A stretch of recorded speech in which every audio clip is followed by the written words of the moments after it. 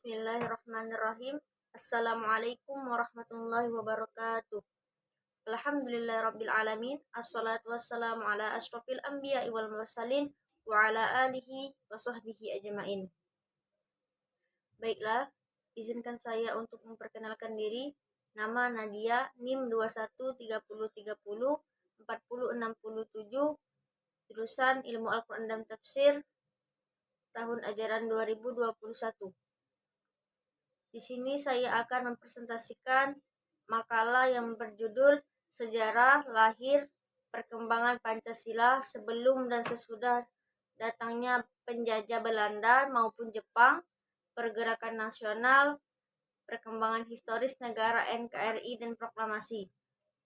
Dibuat untuk memenuhi tugas ujian akhir semester mata kuliah Pancasila, dosen pengampu Ibu Erniwati Magister Hukum. Baiklah, selanjutnya kita langsung memasuki pada latar belakang. Bangsa Indonesia memiliki posisi yang strategis untuk melakukan perdagangan.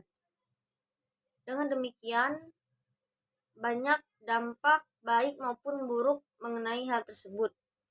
Bangsa Indonesia juga memiliki kekayaan alam yang sangat banyak seperti batu bara, minyak bumi, rempah-rempah, dan lain-lain. Oleh sebab itu, bangsa Belanda dan Jepang mempergunakan untuk merampas harta kekayaan bangsa Indonesia. Dengan demikian, bangsa Indonesia tidak tinggal diam atas kekejaman yang dilakukan oleh para penjajah.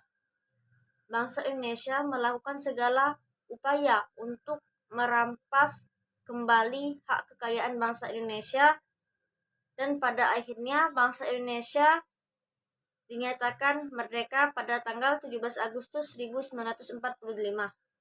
Sejarah lahir dan perkembangan Pancasila sebelum dan setelah datangnya penjajah.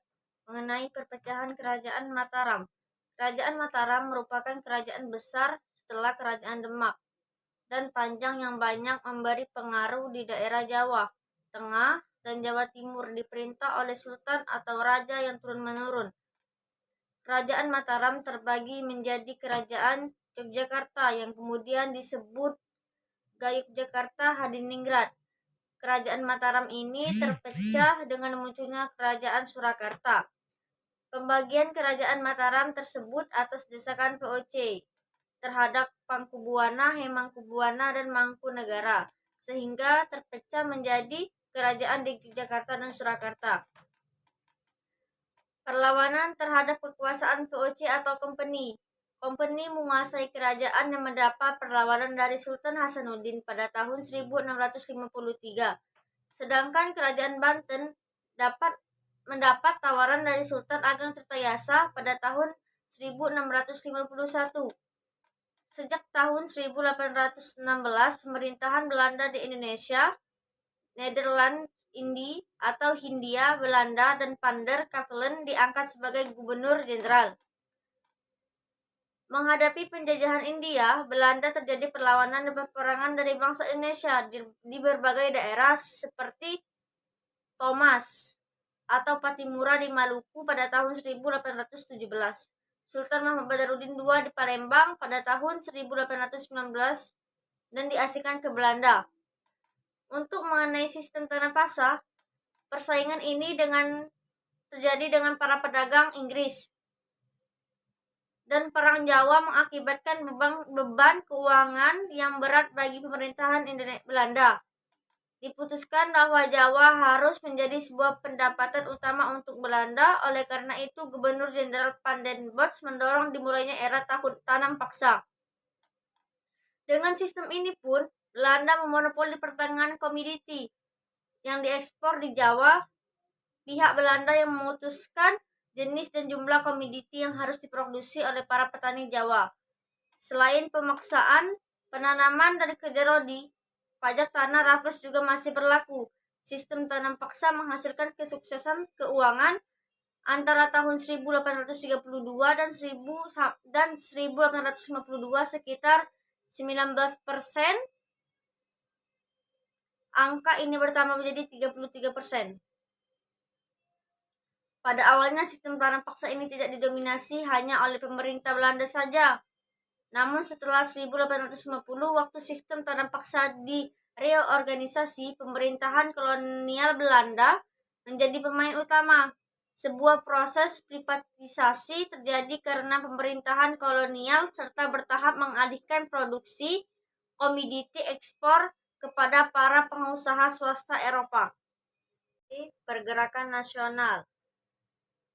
Pergerakan nasional terdapat dua, yaitu Volksraad atau Dewan Rakyat dan Sumpah Pemuda. Dewan Rakyat ataupun Volksraad ini terjadi di pemerintahan Hindia Belanda yang membentuk Dewan Rakyat pada tahun 1931 sampai dengan 1943. Organisasi ini diketuai oleh orang Belanda dengan jumlah anggota sebanyak 60 orang, terdiri dari unsur-unsur kelompok. Dan selanjutnya Sumpah Pemuda. Kongres Pemuda 1 dilaksanakan pada tanggal 30 April sampai dengan 2 Mei pada tahun 1926 di Jakarta. Sedangkan Kongres Pemuda 2 diselenggarakan di Wisma Indonesia pada tanggal 24 sampai dengan 28 Oktober 1928. Kongres ini menghasilkan keputusan penting yang disebut dengan Sumpah Pemuda. Isi Sumpah Pemuda yaitu 1. Berbangsa satu, bangsa Indonesia. 2. Berbahasa satu, bahasa Indonesia. 3. Bertanah air satu, tanah air Indonesia. Dan dalam kongres ini juga dinyanyikan lagu Indonesia Raya, Gubahan Wage, Rudolf Supratman. Baiklah, materi kedua yaitu Negara Kesatuan Republik Indonesia.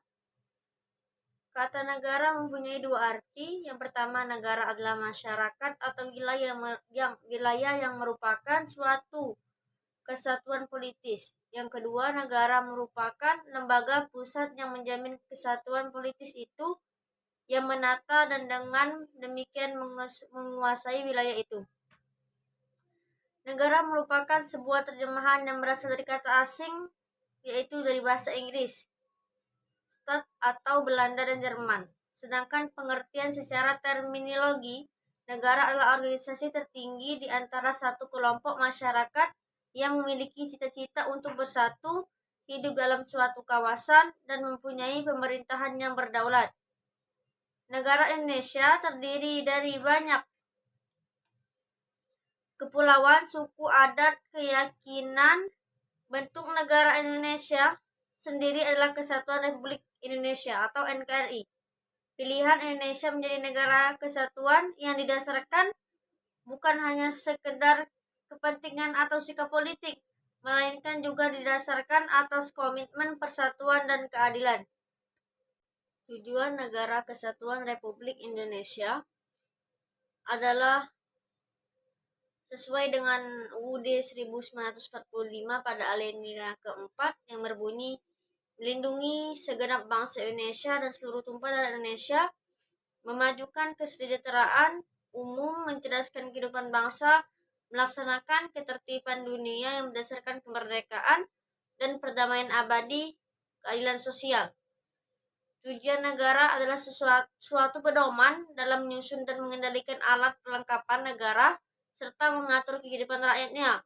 Sedangkan tujuan Negara Kesatuan Republik Indonesia menjadi tujuan perlindungan, kesejahteraan, pencerdasan, dan perdamaian bangsa Indonesia. Setelah mengetahui tujuan negara, maka kita juga dapat mengetahui sifat organisasi negara dan lembaga kekuasaan negara tersebut. Bentuk negara NKRI atau Negara Kesatuan Republik Indonesia ini memiliki tujuan yang akan diwujudkan dalam sebuah proses pemerintahan Indonesia. C. Fungsi Negara Kesatuan Republik Indonesia. NKRI memiliki 4 fungsi yang dapat dikategorikan secara umum sebagai berikut. 1. Melaksanakan penertiban atau law and order. Kedua, mengusahakan kesejahteraan dan kemakmuran rakyat. Ketiga, pertahanan. Keempat, menegakkan keadilan. Selain itu, ada juga yang berpendapat bahwa setiap negara menyelenggarakan beberapa fungsi NKRI. Dapat disimpulkan bahwa fungsi NKRI juga memiliki beberapa fungsi yang akan dijalankan oleh pemerintahan Indonesia. Baiklah, alhamdulillah selesai sudah pemaparan materi saya pada video pertemuan kali ini. Bila ada kata-kata yang salah, saya mohon maaf. Kepada Allah saya mohon ampun. Wallahu muwaffiq ila aqwamit thoriq. Wassalamualaikum warahmatullahi wabarakatuh.